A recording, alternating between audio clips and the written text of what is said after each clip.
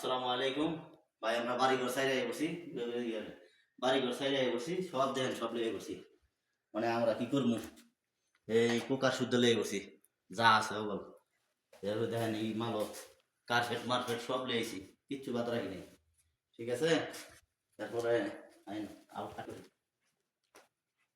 এই যে ভাই আমরা নতুন জায়গায় আইছি, ইনশাল্লাহ আপনারা সবাই লাইক কমেন্ট করেন। ইনশাল্লাহ আমরা ভালো ভালো জায়গায় আই, আমরা লাগে সুন্দর মতো ভিডিও করি বহুত কষ্ট কইরা। ইনশাআল্লাহ ইনশাআল্লাহ লাইক কমেন্ট শেয়ার করেন ইনশাআল্লাহ।